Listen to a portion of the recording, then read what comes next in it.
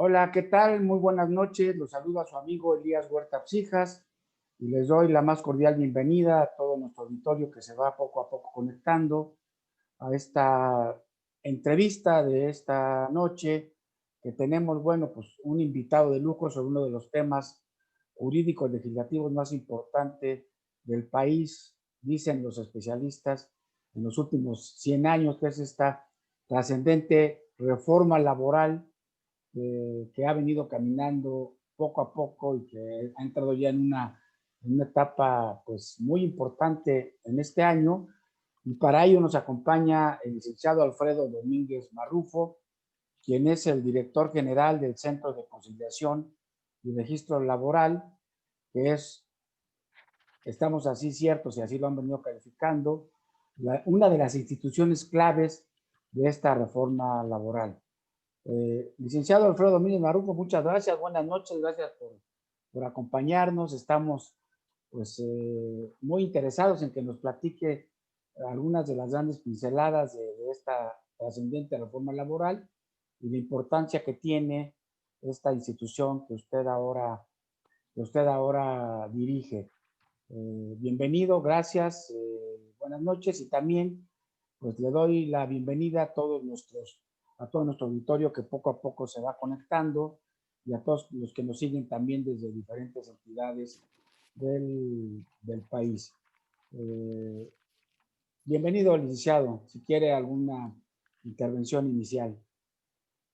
Sí, sí, muchas gracias al Foro Jurídico y desde luego, pues a usted, doctor Elías Huerta, quien es director general de esta publicación tan importante en el ámbito jurídico y desde luego, pues la oportunidad de dar a conocer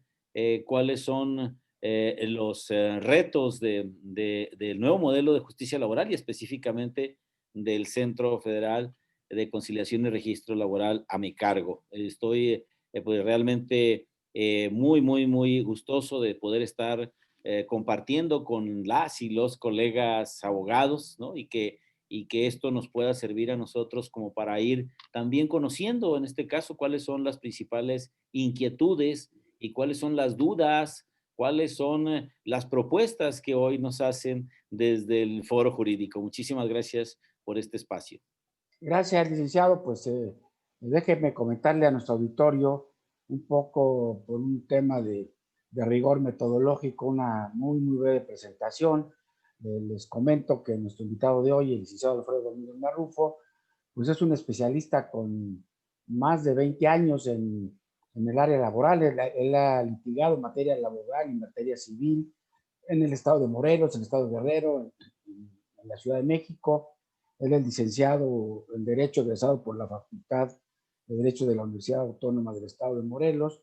Tiene también una importante actividad académica. Ha sido abogado general de la Universidad Autónoma de la Ciudad de México y ha tenido en la propia Universidad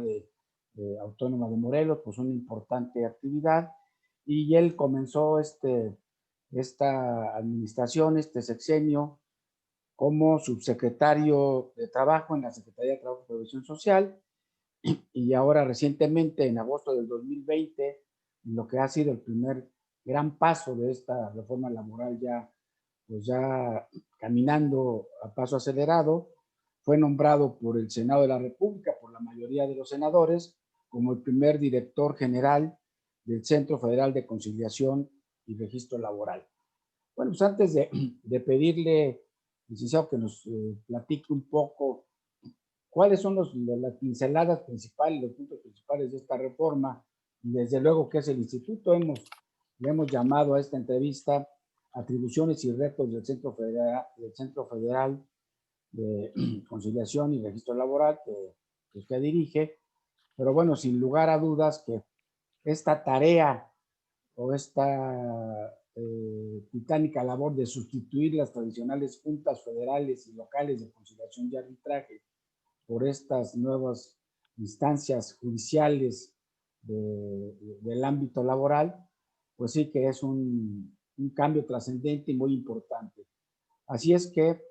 licenciado, pues adelante, tiene usted el uso de la palabra. Pedimos a nuestro auditorio que lo que quieran ir preguntando, nos lo preguntan a través del chat. Ya estamos teniendo algunas preguntas, felicitaciones, pero bueno, coméntenos entonces cuáles son los puntos principales de esta reforma laboral, en qué vamos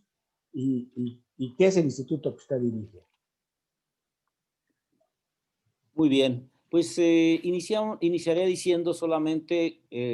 poniéndola en contexto, pues como dice esta reforma, la reforma laboral más importante en los últimos 100 años, proviene precisamente de una reforma constitucional al apartado A del artículo 123 constitucional, que se publicó el 24 de febrero de 2017 y cuyos transitorios establecían que en un año máximo se tendrían que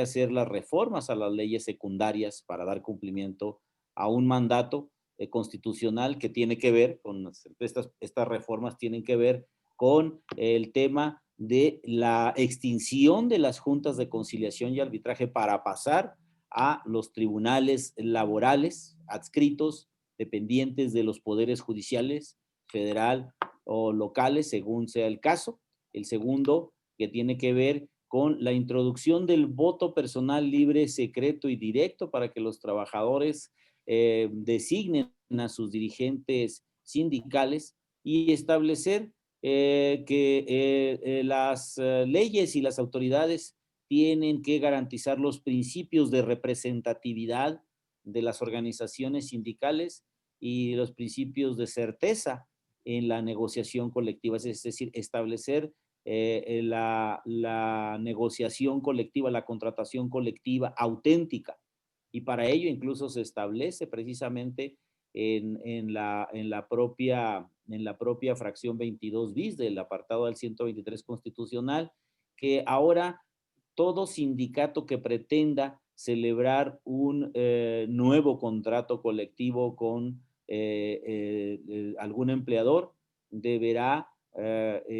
garantizar o deberá contar con la representatividad necesaria para poder demandar la firma de un contrato colectivo. Es decir, pues esto finalmente no se realizó el 24 de febrero de 2018 y es hasta el 1 de mayo de 2019, ya con el nuevo gobierno federal de la 4T, que se hace esta gran reforma a la Ley Federal del Trabajo y se materializan este mandato constitucional, ¿no? Y que esto no puede explicarse tampoco sin este correlato, este referente de la ratificación del convenio 98 de la Organización Internacional del Trabajo, que habla precisamente de la obligación de los estados, en este caso del Estado mexicano, de garantizar la negociación colectiva genuina, incluso de promoverla como un medio que procura el bienestar de las y los trabajadores y la libertad sindical. Y tampoco se puede entender sin el marco que se dio, el compromiso que se estableció por el Estado mexicano en el anexo laboral 23A del tratado entre México, Estados Unidos y Canadá, el nuevo tratado de libre comercio, en donde se establece precisamente que México va a cumplir con los principios de democracia y legitimidad sindical, va a cumplir con estos principios de negociación colectiva y va a garantizar la libertad sindical y que los trabajadores no sean más reprimidos, no sean más discriminados por optar por una opción sindical o por pertenecer o no a un sindicato. Eso es pues el marco de esta gran reforma laboral y en este sentido pues el Centro Federal de Conciliación y Registro Laboral a mi cargo es hoy pues una pieza clave de esta gran reforma al sistema de justicia laboral porque la propia Constitución en su fracción 20 del apartado A establece que debe de haber un organismo público descentralizado federal que se encargará del registro de todos los sindicatos y de todos los contratos colectivos de este país y sus procedimientos relacionados, entre ellos los reglamentos interiores de trabajo también. Es decir, podemos decir que se federaliza o nacionalizan los registros sindicales y contractuales en el centro. Pero no tan solo eso, sino que establece que este mismo organismo, que cuenta con patrimonio y personalidad jurídica propia, con autonomía de gestión, de decisión, de operación y presupuestaria, llevará también la instancia conciliatoria, ¿no? En los conflictos laborales, ¿no? Porque se establece que hoy la conciliación será obligatoria no conciliar, sino más bien el que las partes tendrán que ir antes a esta instancia para intentar conciliar un conflicto laboral, y de no conciliarse es así que será un requisito sine qua non para acudir a un tribunal laboral. Esto es pues parte de lo que hoy es las grandes funciones del centro laboral a mi cargo, pero también ya en la Ley Federal del Trabajo y en estricto apego al mandato constitucional de tutelar los principios de representatividad en las organizaciones sindicales y de certeza en los procedimientos de contratación colectiva, el centro también tendrá atribuciones para verificar los procedimientos de democracia sindical, es decir, las consultas que los trabajadores hoy tendrán que realizar, que los sindicatos pero tendrán que realizar para aprobar sus contratos colectivos de trabajo y sus convenios contractuales, ¿no? Y aparte de esto, para poder verificar a solicitud de la propia dirigencia sindical o de por lo menos el 30% de los afiliados, los procedimientos de elección de las organizaciones sindicales. Entonces, son estas, digamos, tres rubros importantísimos que hoy va a realizar, va a desarrollar el centro laboral a mi cargo, y que hoy significan, entre otras cosas, pues que se pretende que los sindicatos se adecúen a la democracia sindical, porque ya se establece el voto personal libre, secreto y directo para tanto los procedimientos de elección sindicales como los procedimientos de aprobación de sus contratos colectivos. Entre ellos, la propia Ley Federal del Trabajo, en la reforma del 1 de mayo de 2019, establece que es el centro quien deberá otorgar la constancia de representatividad que deben obtener hoy los sindicatos que pretendan demandar la firma de un nuevo contrato colectivo de trabajo, para lo cual ellos deberán hacer la solicitud al centro anexando los documentos que, entre otros, la propia ley ya establece, pero que lo fundamental es que acrediten que cuentan con el respaldo de por lo menos el 30% de los afiliados que dicen representar de este centro de trabajo, y que una vez que ellos soliciten esto, el centro tendrá que publicar esta solicitud en el propio portal del centro, en las propias instalaciones de los centros y igual de las oficinas de representación, que hoy están en 8 entidades federativas de la primera etapa, que después en un momento más explicaré, pero también en los propios centros de trabajo. Es así que si otro sindicato desea participar también y desea representar a los trabajadores para intentar la firma, para pretender la firma de un contrato colectivo, podrá también adherirse a esta solicitud, y en ese caso de existir dos o más sindicatos que pretendan representar a las y los trabajadores, el centro tendrá que realizar una consulta para que la mayoría de los trabajadores decida cuál es el sindicato que ellos desean los represente. Esas son, digamos, como las tareas fundamentales del centro. Evidentemente que para ello el centro tiene ya implementada una plataforma para llevar a cabo la conciliación que se tiene que dar, digamos, hoy en sede administrativa, y los procedimientos de registro, de tal manera que gran parte de todos estos trámites se puedan realizar vía electrónica. Se establece también en la propia reforma a la ley del trabajo que las notificaciones se harán ya en un buzón electrónico, con lo cual se facilita mucho y se agilizan mucho estos procedimientos de conciliación, y que, pues, sí habrá que decirlo, que uno de los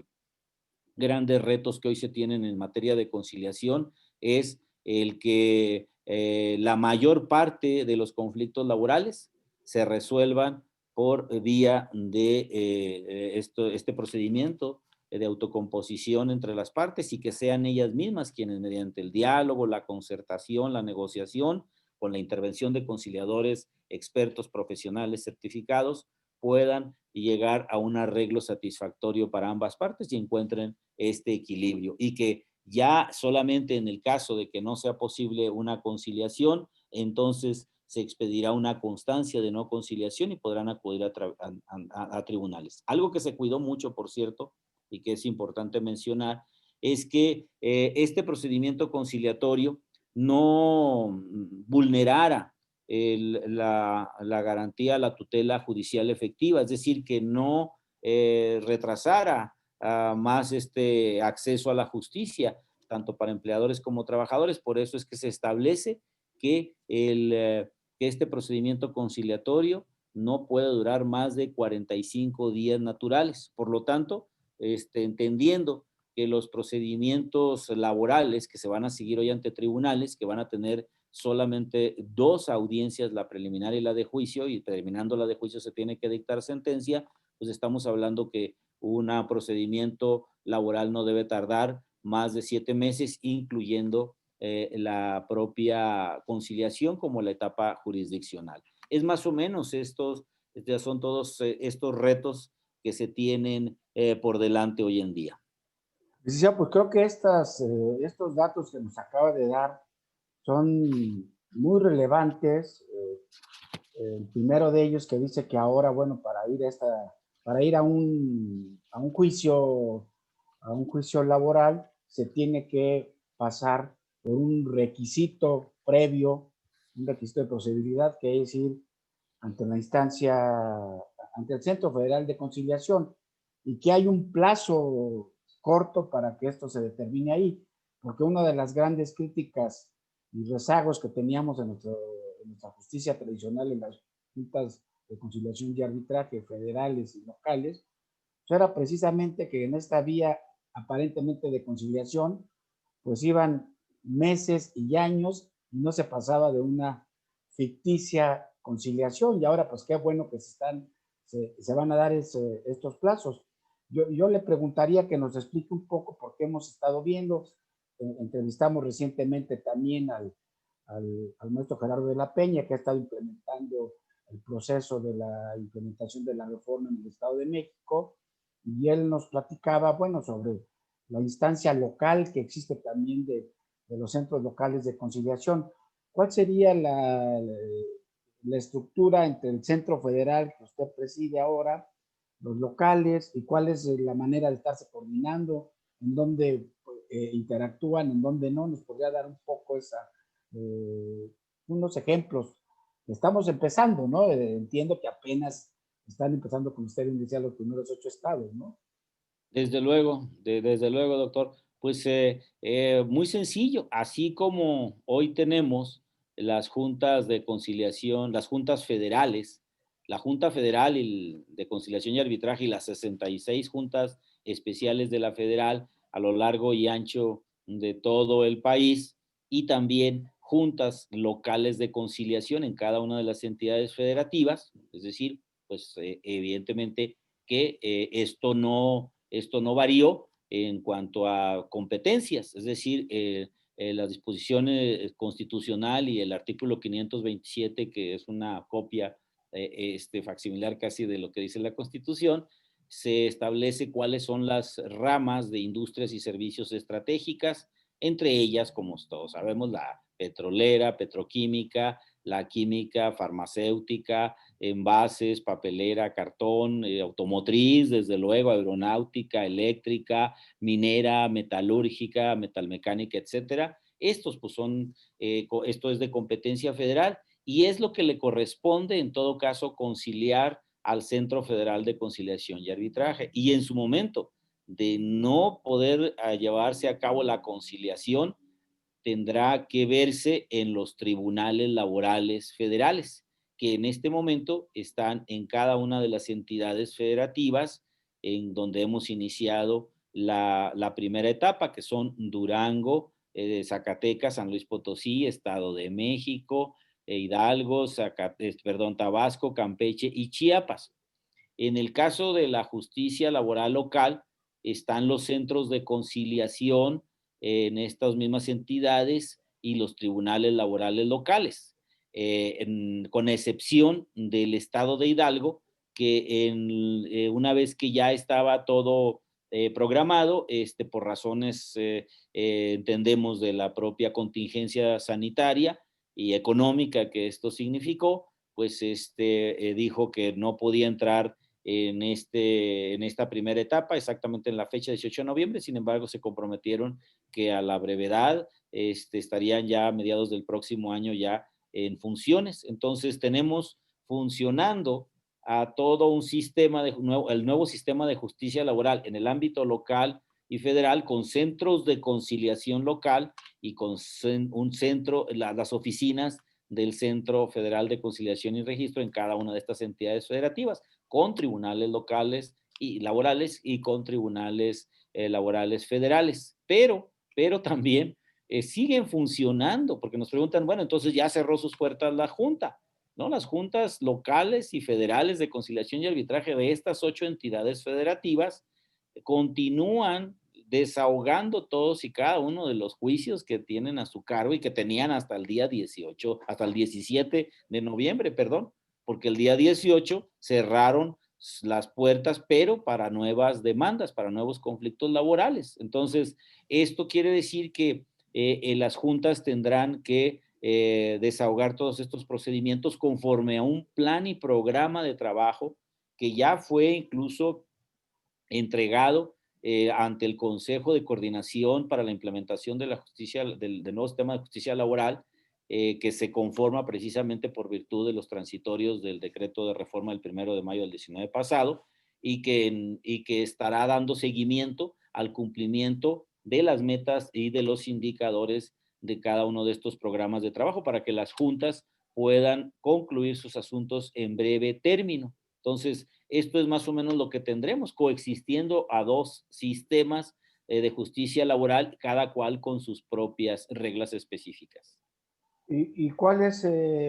así a grosso modo, el calendario para la entrada en vigor de otras entidades? ¿Qué pasará en el 2021? ¿Qué pasará en el 2022? ¿Tiene un poco el calendario? ¿Cuándo entraremos en la Ciudad de México en esta etapa, por ejemplo? Que supongo que es la parte más grande, ¿no? Claro, en los propios transitorios de la propia reforma, de este decreto de reforma al que me he referido, establece que el nuevo sistema de justicia laboral, ¿no? En el ámbito local deberá establecerse en 3 años, y en el términos de la justicia federal, laboral federal, en 4 años. Sin embargo, hemos entrado con al mismo tiempo. Se determinó el propio consejo que tendría que entrar al mismo tiempo por evidentemente para estar en la misma frecuencia y no causar confusión entre los justiciables, ¿no? Entre empleadores y trabajadores y sindicatos, por lo cual se estableció que se estableció primero en octubre. Así se había establecido por el Consejo de Coordinación. En octubre del presente año tendría que entrar en función la primera etapa con 10 entidades federativas, de lo cual, por las razones de la pandemia, se tuvo que posponer solamente un mes, y tuvieron 2 entidades federativas que al final no pudieron entrar en esta etapa. Sin embargo, se estableció también que para octubre del 2021 van a entrar las siguientes entidades federativas, que en este caso van a ser 13 entidades federativas más, y para mayo del 2022, porque se cumplen estos 3 años después del decreto de reforma del 1 de mayo de 2019, tendrá que entrar ya todo el nuevo sistema de justicia laboral en las entidades restantes, por lo cual estamos esperando y estamos planeando de que el nuevo sistema de justicia laboral quedará en todo el país para el 1 de mayo de 2022. Estos son los planes, los programas que se han fijado ya desde el propio Consejo de Coordinación, en el cual, como lo referí, pues están participando la Secretaría del Trabajo, la Secretaría de Hacienda y Crédito Público por razones evidentes, pero también está el Poder Judicial Federal con un representado nombrado por el presidente de la Suprema Corte de Justicia, como también con un representante de la Conferencia Nacional de Gobernadores, como también por la Conferencia de Tribunales Superiores de Justicia del país y de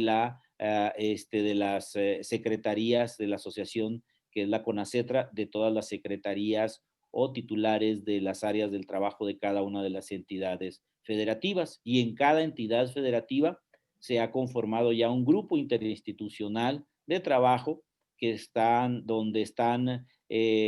desde donde se está planeando y programando la implementación del nuevo modelo laboral en lo que se refiere a la justicia local, en donde están las propias juntas de conciliación y arbitraje, están las secretarías del trabajo, están los tribunales de justicia y un representante de los congresos locales, porque hay que hacer la armonización legislativa en cada una de estas entidades federativas. Este ejercicio pues ya se realizó en estas 8 entidades federativas, en donde se hizo ya la armonización de la ley, de la ley orgánica del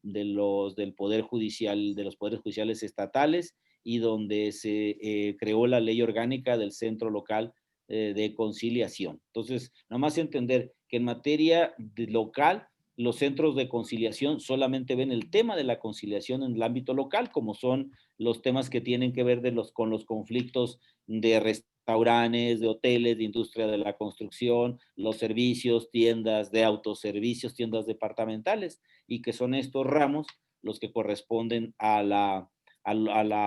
materia local, y que hoy por hoy pues son los más numerosos, ¿no? Porque se representan por lo menos las 3/4 partes hoy de la conflictiva laboral del país, de ahí su importancia, ¿no? Entonces, esto es más o menos el panorama que se tiene, por lo que hace al centro, además de llevar la instancia conciliatoria en materia federal, porque así lo determina el propio 123 apartado A de la Constitución, también va a llevar el registro sindical y contractual, lo cual no lo tienen ninguno de los centros de conciliación local, sino que esto se nacionaliza y se federaliza en el organismo federal a mi cargo. Es cuanto. Oiga, licenciado, una inquietud y también coincide con ya preguntas concretas que nos está haciendo el auditorio, Gerardo Conter Sánchez o Eulalio Díaz. Y bueno, se tiene contemplado más o menos, sabemos que es un proceso complejo, ya no está hablando de 3 años, en fin. ¿Hasta cuándo estarán operando las juntas federales de conciliación y arbitraje, las locales? ¿Hay un estimado cuánto tiempo va a durar esta doble relación? Aunque en algunos estados, como usted bien nos ha comentado, pues todavía no se da ese cambio, ¿no? Pero ¿cuánto tiempo vamos a estar con los dos sistemas? Bien, se tiene planteado por los propios acuerdos de este Consejo de Coordinación para la Implementación del nuevo sistema de justicia laboral, que son un plazo contado a partir de 4 años, a partir precisamente de el decreto de reforma a la Ley Federal del Trabajo. Entonces, es, digamos, en estos mismos términos que se está planteando para que se implemente toda la justicia laboral en nuestro país. Por eso estás planteando que en 3 años estamos nosotros planteando se implementa todo el sistema de justicia laboral, y en todo caso todavía quedarán algunas juntas todavía con una carga de trabajo, y para eso se está planteando un promedio que es aproximado de un año más después bueno, es un año y medio porque estamos planteando que es a mayo sí, es un año más del 1 de mayo de 2022. Tendremos un año más para que las juntas puedan concluir todos sus asuntos. Incluso se está planteando que si las juntas se quedan pendientes algunos juicios por desahogar o perdón, que ya desahogados y resueltos están todavía pendientes de ejecutar, podría incluso plantearse el tema de los jueces de ejecución de sentencias, ejecución de laudos, que pudieran pasarse esto los está planteándose, es una idea que se tiene por parte del Poder Judicial Federal de contar, de formar jueces de ejecución de sentencias, a donde estarían en todo caso turnándose todos y cada uno de los laudos que se hayan quedado pendientes de ejecutar en las juntas de conciliación y arbitraje, y no solamente las federales, sino las locales, ¿no? Entonces, por eso es que se estableció desde los transitorios de la ley que tiene que establecerse un programa, un planes con metas, con indicadores, con compromisos por parte de cada una de las juntas locales o federales para que no sea un estímulo para que, digamos, continúen laborando las juntas el que no terminan sus asuntos, sino que pues tiene que haber un programa de trabajo que debe irse cumpliendo y debe darse su seguimiento para que puedan concluirse los asuntos, ¿no? Esto es precisamente una de las cuestiones que no nada más porque es algo que tengan que terminar las juntas así en abstracto, sino porque tienen en sus manos dirimir los conflictos entre empleadores y trabajadores y que tienen que concluir con estos asuntos. Justicia, que decimos justicia que no es expedita, no es justicia. Por eso es que también la apuesta que se está haciendo es a que las juntas aceleren, agilicen la tramitación de juicios. Incluso se planteó también en los artículos 18 y 19 transitorios que todos los organismos públicos descentralizados que hoy tienen juicios en las juntas de conciliación y arbitraje tienen que crear estas instancias, estos grupos de trabajo para que puedan conciliar o solucionar y cada uno de los juicios que tienen radicados en las juntas en su contra, pero también y crear instancias internas de conciliación en sus propias instituciones, es decir, el Instituto Mexicano del Seguro Social, la Comisión Federal de Electricidad, Pemex, el propio ISSSTE, son hoy por hoy quienes tienen más, por el caso de la Junta Federal, quienes más juicios tienen en la Junta Federal de Conciliación y Arbitraje, representan casi el 60% de los juicios que tienen hoy radicados en la Junta Federal. Entonces, por eso es que es importante que estas instituciones atiendan en instancias de conciliación internas y con la propia Junta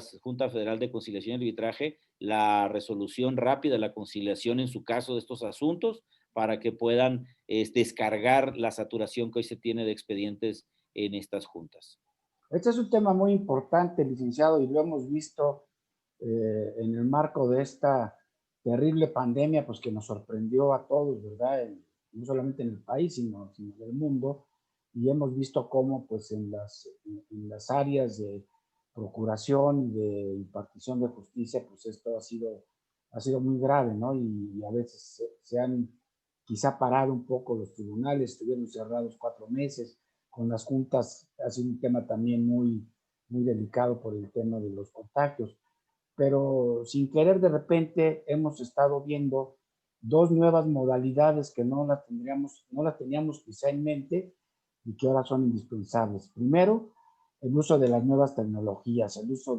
de lo digital, como ahora estamos aquí en este ejercicio, pues también de nuestras entrevistas que antes eran por radio, ya no podemos hacerlas por radio,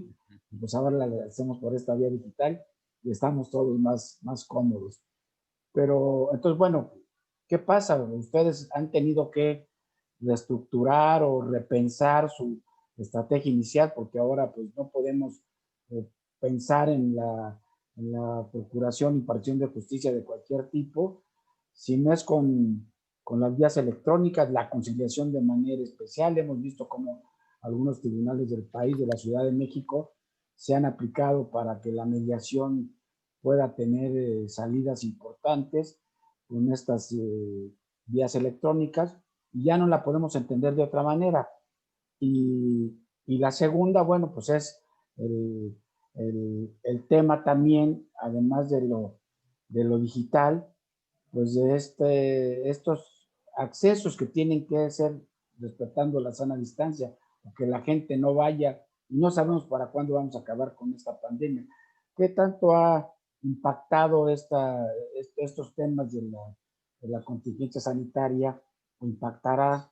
en el trabajo de ustedes y sobre todo en el desarrollo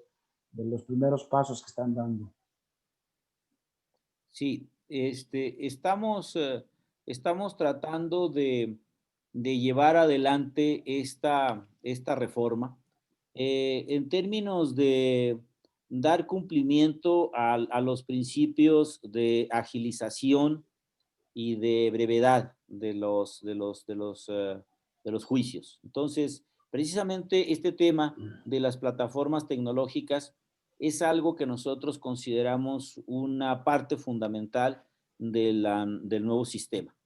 El tema de las notificaciones. Como sabemos hoy,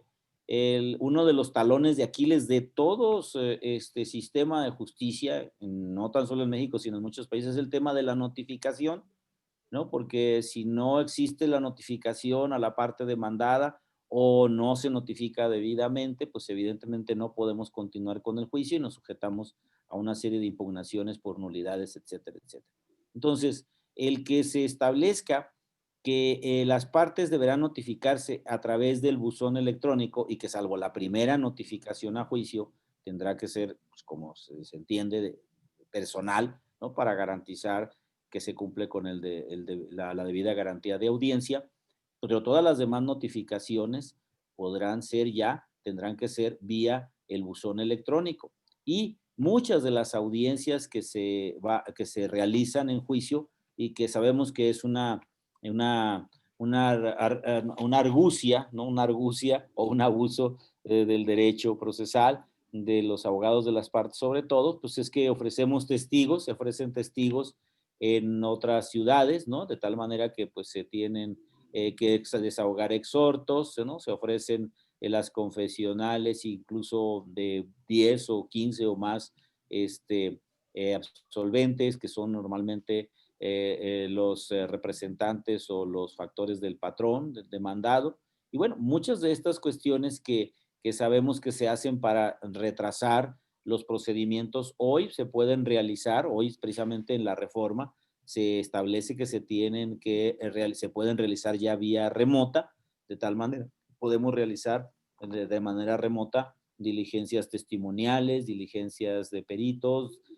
confesionales, etcétera, y que en todo caso cuando exista esto del comprobante médico para que el testigo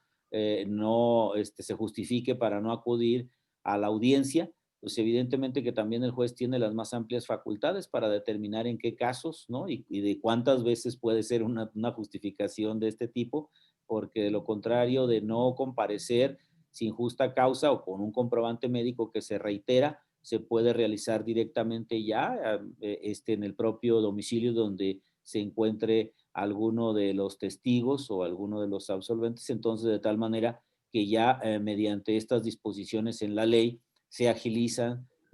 todo el desahogo de las pruebas. Entonces, esto de la inclusión, de la utilización de estos medios tecnológicos para el desahogo de exhortos, para el desahogo de ejecuciones, para la solicitud de informes, incluso en lo que se refiere a todos estos procedimientos de seguridad social que tienen que ver con el reembolso de los haberes para el retiro en las AFORES, que tienen que ver con la determinación de una incapacidad permanente o parcial, con el tema de pensiones, que se puede ya consultar los tribunales, que en este caso son materia federal, los tribunales federales tienen estos sistemas de interconexión con la base de datos del Instituto Mexicano del Seguro Social para poder obtener de manera electrónica y digital todos los datos con que se cuentan el Instituto Mexicano del Seguro Social y puedan agilizarse la determinación respecto de la procedencia del pago o no de determinadas prestaciones que tienen que ver con la seguridad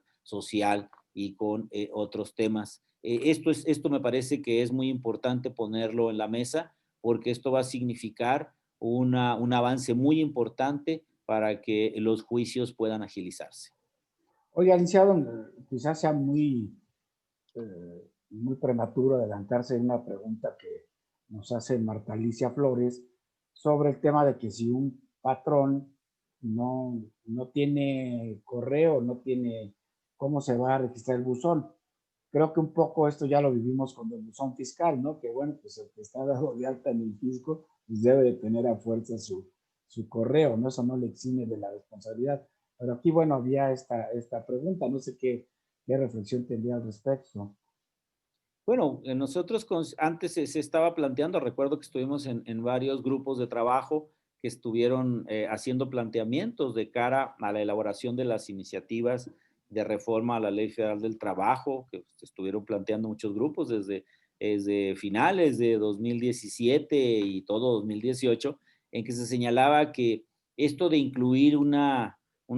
dispositivos electrónicos o que esto del uso de correos electrónicos o notificaciones de carácter electrónico, que pues era muy difícil que un trabajador pudiera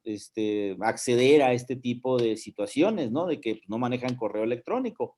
Pero hoy en día sabemos que el uso, por ejemplo, del teléfono móvil, en el teléfono móvil pues es prácticamente un equipo de cómputo móvil y que a través de esta se pueden, ya todo mundo maneja estas notificaciones, ¿no? Vía correo electrónico, vía WhatsApp, vía muchas aplicaciones hoy que pueden garantizar que las notificaciones se realizan a la persona indicada porque son directamente al dispositivo electrónico que él ha señalado y que en todo caso nosotros estamos planteando que es un gran avance y que todos, todas y todos, cualquier trabajador y cualquier empleador pues puede utilizar. Ya no se diga los abogados, porque decían, bueno, pues es que a lo mejor sí los abogados, pero los trabajadores no. Nosotros decimos no, tanto abogados como hoy los empleadores no se diga, y los trabajadores, aunque sean de un trabajo de un nivel salarial bajo, no hay nosotros no le vemos ningún inconveniente para que puedan tener su propio buzón de correo electrónico y que a través de él pueda notificarse. Nosotros pensamos que son muchas más las ventajas que esto le puede dar a un sistema de justicia laboral que los inconvenientes que esto pueda tener. Claro, estamos ciertos de eso. Ya el uso de las nuevas tecnologías, de lo digital, llegó para quedarse en las áreas de la justicia, así es que estoy de acuerdo con usted. Oiga, nos preguntan si tienen a propósito de internet, ¿tienen alguna página donde el público, los abogados puedan pues, seguir consultando esto? Y por cierto, alguno de sus colaboradores había dicho que tenía algunas láminas que quería presentar, no sé si es el caso todavía o... Si gusta, pues lo que pasa es que en términos generales, creo que lo he dicho ya. A lo mejor, si gustan solamente ver el tema en cuanto a las láminas, respecto de algunos temas que tienen que ver con la legitimación de contratos de los cuales no hemos hablado, hay varios temas con los cuales no hemos tratado, pero en general si gustan, podemos poner solamente para ver el tema. Me gustaría mucho ver el tema de las excepciones a la conciliación, ¿no? Porque sí los hay, como el tema de seguridad social, y creo que en ese sentido sería muy útil que si lo pueden desplegar, ¿no? Pues adelante, no sé quién la Mientras tenga esa, la tanto, pueden. mientras tanto, les puedo dar el dato de nuestro portal del Centro Federal de Conciliación y Registro Laboral, y que es www.centrolaboral.gov.mx. Repito, www.centrolaboral.gov.mx, ¿no? Esta es la presentación. Me gustaría solamente irnos rápidamente, ¿no? Está ya los ejes del nuevo modelo laboral, las facultades que tiene el centro, que están aquí, ¿no? Estas tres funciones fundamentales, y lo que se refiere a la conciliación prejudicial. Si gustan, le damos adelante. Aquí está esto es lo que me interesa, es lo que me interesa más poder ver con ustedes. En este caso habrá que decir que solamente los casos que la propia ley plantea están exceptuados de acudir a la instancia conciliatoria, sea lo local o la federal. En este caso es cuando en la solicitud de conciliación se evidencie que hubo discriminación por embarazo o por razones de orientación sexual u otro tipo de discriminación. Y en su caso, que consideramos también es muy frecuente, el tema de que se da el acoso o el hostigamiento sexual. En estos casos podrá irse directamente ante el tribunal laboral a exponerlo. en el caso también de designación de beneficiarios en caso de muerte del trabajador. No puede esto conciliarse o negociarse y esto se tiene que hacer directamente ante los tribunales, sea laborales locales o federales, según sea la competencia por el centro de trabajo. En el caso de prestaciones de seguridad social, como ya lo había dicho, los que tienen que ver con riesgos de trabajo, con enfermedades, con invalidez, con la cuestión de prestaciones en especie. Y en lo que se refiere también, y esto es importante, cuando se vulneran los derechos fundamentales y las libertades, o sea, sobre todo pues, lo que tiene que ver con el ámbito laboral, tendidos estos cuando se reprime o se toman represalias contra trabajadores, se despide a trabajadores porque deciden no afiliarse al sindicato, o se les despide porque apoyan a una planilla que es contraria a la que tiene como preferencia el Comité Ejecutivo Sindical en funciones. Evidentemente no puede ir a un centro de conciliación cuando se reclama que están un trabajador siendo obligado al trabajo forzoso o en caso de trabajo infantil, como tampoco puede irse a conciliar cuando se trate de la disputa por una titularidad de un contrato colectivo. Es decir, cuando un líder sindical, un sindicato demanda la titularidad, es decir, la administración de un contrato colectivo al sindicato que tiene esta titularidad, pues evidentemente que esto no está sujeto a negociación porque esto se ejerce en representación de una colectividad y que no puede ponerse a negociación la voluntad de los trabajadores, como tampoco en el caso de que se impugnen los estatutos o que se modifican los estatutos y se reclama y entonces el líder sindical le dice, bueno, pues podemos aquí negociar cuánto quieres porque te desistas de que se modifiquen los estatutos o porque no se hayan modificado en los términos incluso que la propia ley establece. Entonces son estos casos y para ello, evidentemente anticipándome a la inquietud que siempre surge. Entonces, basta con que yo diga que se me haya discriminado en el empleo o que se me haya acosado, ya con esto ya puedo irme a un tribunal. Pues no, evidentemente que se tienen que acompañar a esta demanda, a este reclamo ante un tribunal laboral, se tienen que acompañar los elementos, los indicios, ¿no? Que sean suficientes para que el tribunal tenga esta presunción o sospecha efectiva de que realmente ha existido un despido, por ejemplo, o una represalia con un trabajador, pero que se trate realmente de un acto de discriminación o un acto por haber realizado alguna actividad sindical. Entonces, es evidente que los tribunales tampoco, no basta el simple dicho, es algo que se tiene que acreditar, pero más allá de eso, cuando se establecieron las reformas precisamente a este nuevo proceso, a este proceso ordinario laboral y claro, los procedimientos especiales en materia laboral, se establece que el trabajador tiene que estar presente, ¿no? Y también el juez en todas las audiencias y es él el que tiene que manifestar, ¿no? Manifestar de viva voz ante el juez, si es que así lo ofrece la otra parte, para que pueda expresarse y explicarle al juez qué fue lo que sucedió. Igualmente, el patrono de su representante, pero evidentemente que esto tiene que ser también con los testigos y tiene que estar el perito. Entonces, se termina con esta práctica que hoy se tiene en muchas juntas de conciliación, en donde todas las audiencias se realizan ahí prácticamente precisamente frente a una mecanógrafa y pasa de vez en cuando por ahí el auxiliar viendo si ya la parte acabó de manifestar lo que tenía que decir, si ya el absolvente terminó de absolver sus posiciones y ya el testigo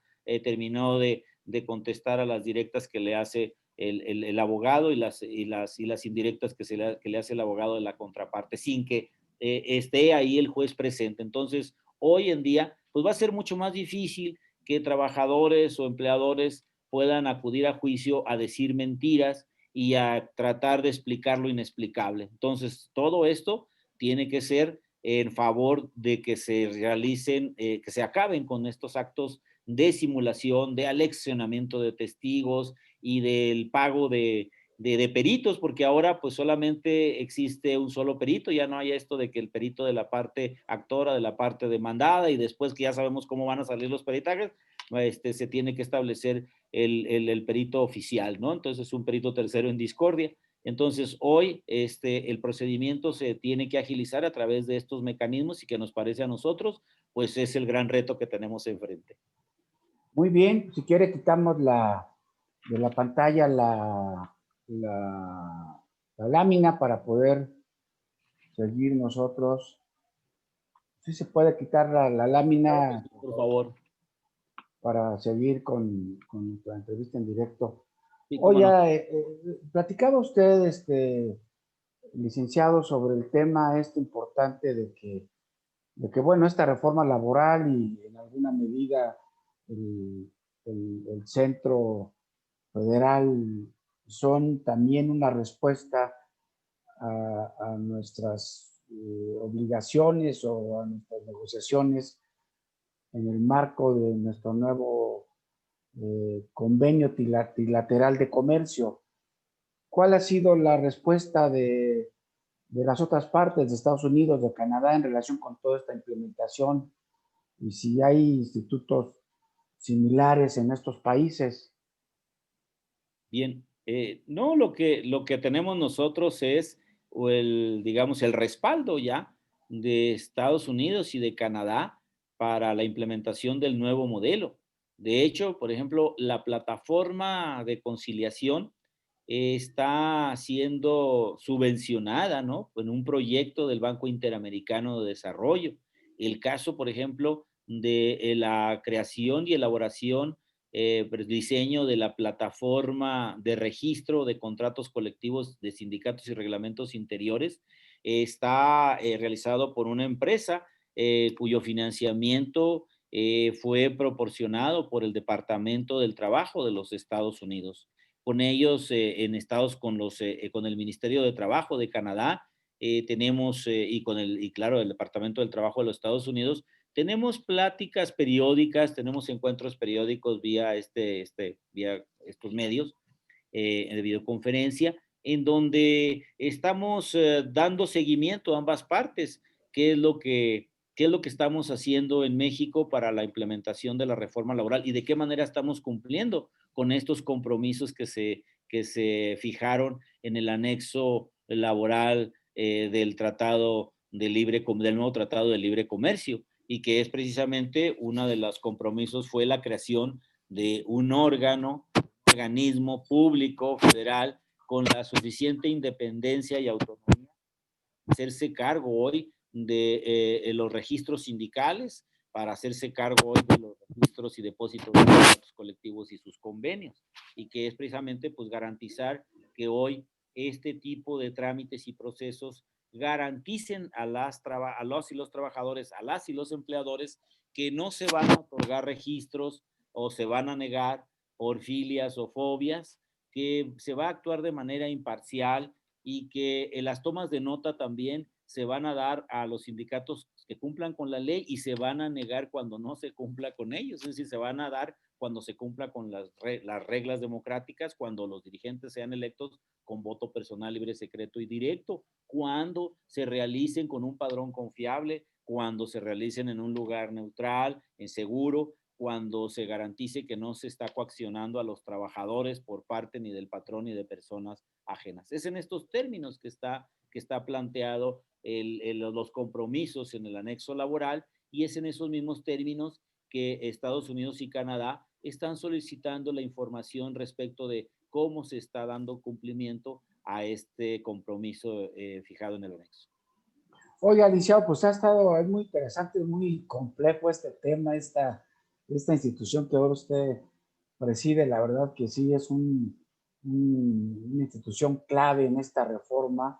y tiene cosas muy importantes que hacer. Estamos ya en la parte final del programa. Yo quisiera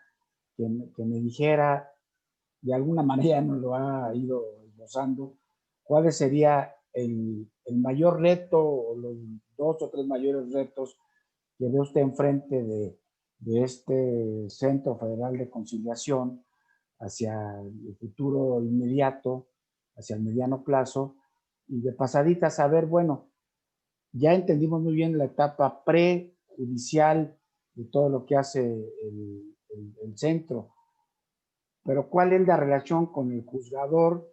después de que ya pasa la conciliación? ¿Debe tener una relación con el juez o ya cuando empieza el procedimiento ante el juzgado,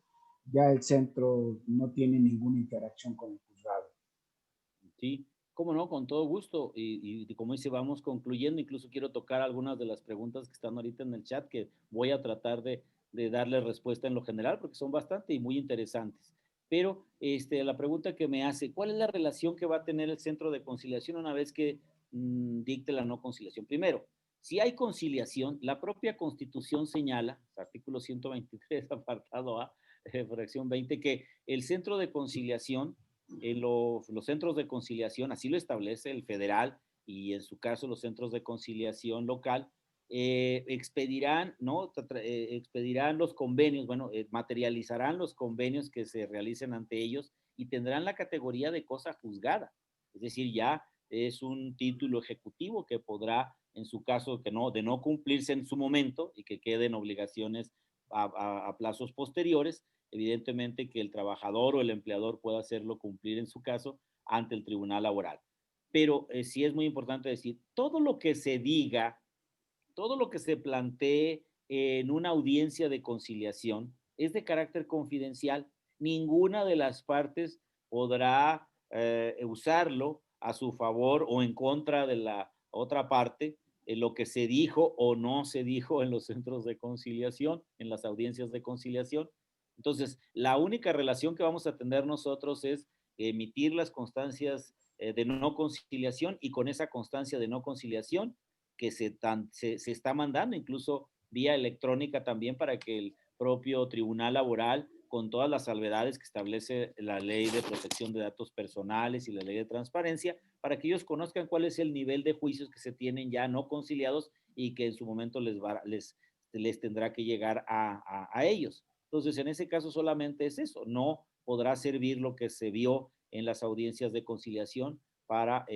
los ulteriores juicios que se promuevan. Entonces, en ese sentido, es toda la colaboración que se tiene con los tribunales, desde luego, pero sí, en materia colectiva habrá que decir que hoy en todos los emplazamientos a huelga que se realicen por violaciones de contrato, por revisiones de contrato, por la propia firma de un contrato colectivo, se pueden solicitar conciliadores del área de la unidad de conciliadores del Centro Federal de Conciliación y Registro, en lo que se refiere al ámbito de los tribunales federales, pero en el caso de los tribunales laborales locales podrán solicitar los conciliadores profesionales de los centros de conciliación local que intervengan para ayudar a las partes a llegar a un arreglo. Bueno, si es que esto se puede lograr, porque esta es una de las apuestas que se hizo con la reforma constitucional del nuevo sistema de justicia laboral, ¿no? Muy bien, pues no sé siquiera ya llegamos al final de nuestro programa, la hora que tenemos fijada. Si quisiera hacer alguna reflexión final para concluir esta interesante entrevista que mucho le agradecemos nos haya obsequiado el licenciado Domingo Marrufo. Sí, cómo no, pues solamente concluiría contestando algunas de las preguntas. Dice, a nivel federal, ¿para cuándo se tiene contemplado se cierren las juntas en definitiva? Bueno, pues ya se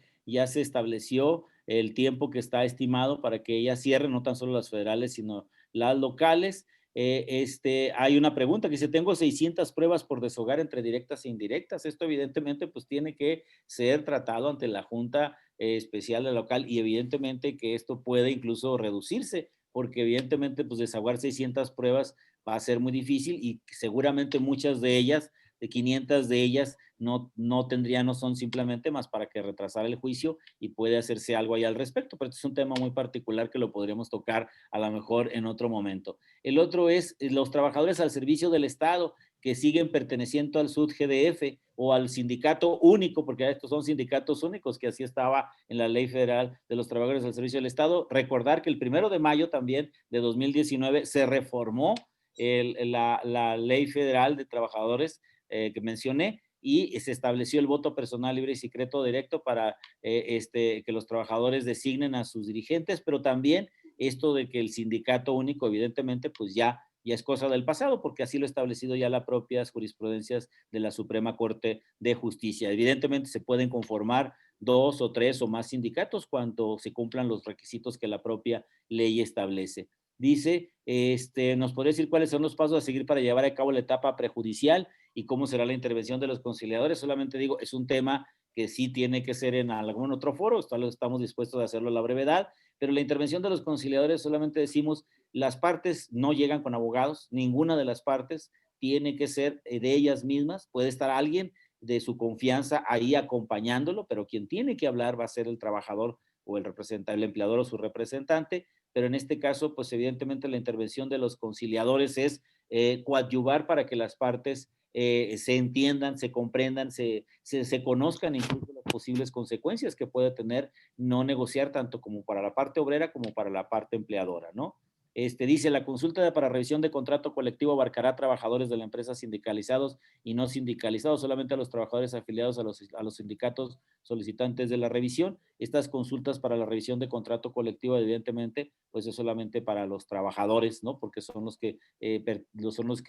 a los que se les aplica este contrato colectivo de trabajo, salvo disposición en contrario. Duda, las oficinas auxiliares de las juntas federales tendrán la misma suerte que la Junta Federal que se extinga, evidentemente, ¿no? La suerte de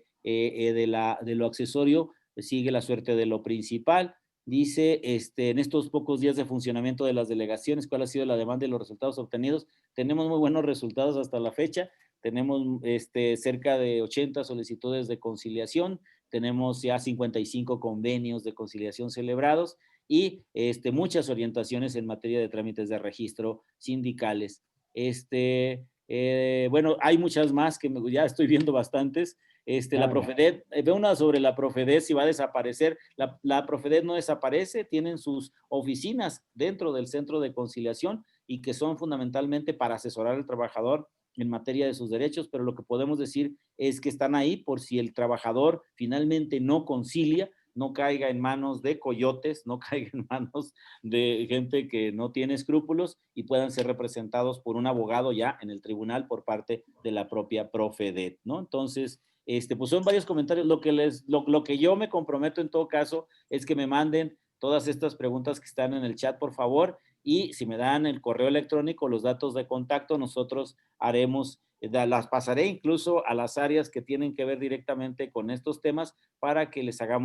conformemos un pool de respuestas y ustedes tengan estas respuestas a todas estas inquietudes que me parecen fundamentales. Muchísimas gracias. ¿Y qué punto de contacto nos daría para este tema de las preguntas, licenciado?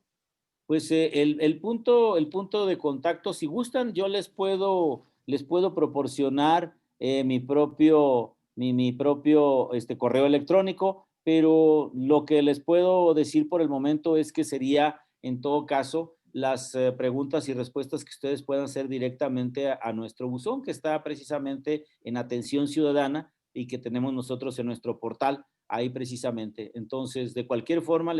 yo les daría, si gustan a ustedes, a través del enlace de Francisco Hoyos, un canal mucho más directo para que ustedes puedan hacer ahí sus planteamientos, pero creo que con las preguntas que tenemos aquí vamos a tener trabajo para rato, desde luego, pero de cualquier forma, pues seguiremos a sus órdenes porque estamos nosotros con un portal que tiene pues mucha dinámica y que ahí mismo ustedes pueden plantear todas estas inquietudes. Licenciado Alfredo Domínguez Marrufo, pues no me resta más que despedir el programa agradeciéndole su participación brillante, profunda. Lo voy a invitar a que por ahí en febrero nos tengamos otra entrevista para que pues, platiquemos un poco cómo fue avanzando esta primera etapa, cómo ha ido caminando el Centro Federal y de verdad que le agradezco. Yo me perdí o no. ¿Dónde está ubicado el Centro Federal aquí en la Ciudad de México? Estamos ubicados aquí en Periférico Sur, esquina con calle Las Flores, ¿no? El número es 1968. Estamos ubicados en este momento por el momento aquí en las instalaciones de la propia Secretaría del Trabajo, donde está el área administrativa de la Secretaría del Trabajo, pero esto es en tanto nos acaban de remodelar el edificio de Ajusco que nos los donó la Secretaría del Trabajo y Previsión Social, que está enfrente de Six Flags, donde hoy está la Dirección General de Registro de Asociaciones y la Unidad de Funcionarios Conciliadores y donde estaba la Dirección General de Inspección. Entonces nosotros están remodelando, por el momento estamos aquí, seguramente ya entrando enero, principios de febrero, estaremos nosotros ya en las nuevas instalaciones, pero por el momento los podemos atender aquí en el Boulevard Adolfo López Mateos, que es el periférico sur esquina con las flores, casi es, digo, perdón, Colonia Los Alpes, se llama Colonia Los Alpes, nos acabamos de cambiar aquí hace una semana, por eso no tengo todos los datos, pero los esperamos con mucho gusto aquí en la delegación Álvaro Obregón, donde los podremos atender personalmente. Muchísimas gracias, yo les agradezco mucho este espacio, comprometiéndome a reaccionar a estas inquietudes que no hayan quedado atendidas en este momento y sobre todo decirles que el Centro Federal de Conciliación y Registro Laboral pues no va a tirar el agua de la bañera con todo y el bebé. Vamos a capitalizar todas las buenas prácticas, todas las experiencias favorables que se han tenido, que sí ha tenido nuestro sistema de justicia laboral, pero que evidentemente necesita terminar con la simulación, con los contratos de protección, con estos juicios largos. Sabemos muy bien que el camino no está libre de obstáculos. Todos los cambios siempre causan resistencia, siempre causan confusión, pero evidentemente pues ya nuestro país necesita saldar esta deuda histórica que hoy tiene con las trabajadores y empleadores de este país, porque por una parte se requiere organizaciones sindicales legítimas y representativas y por el otro lado necesitamos negociaciones colectivas genuinas, pero también a través de ello los patrones, los empleadores requieren también competitividad y productividad. Entonces pensamos, y estabilidad desde luego, y nosotros estamos apostando a ello, al diálogo y a la conciliación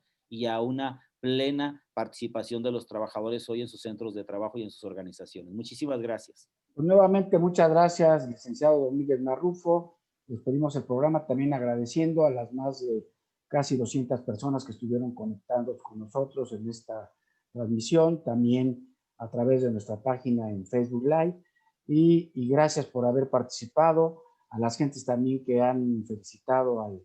nuestro brillante expositor de Guerrero, de Chiapas, de Sonora, de Jalisco, en fin, y a todos los que se han conectado con nosotros. Se despide de ustedes su amigo Elías Huerta, muchas gracias. Los invito a que consulten nuestra revista en la vía digital, completamente gratuita, www.forojurídico.mx. Y desde luego que el resumen de esta interesante entrevista lo vamos a tener en nuestro siguiente número, seguramente de enero. Gracias, buenas noches y gracias por acompañarnos en esta entrevista. Hasta luego, licenciado. Hasta luego, hasta pronto. Muchísimas gracias.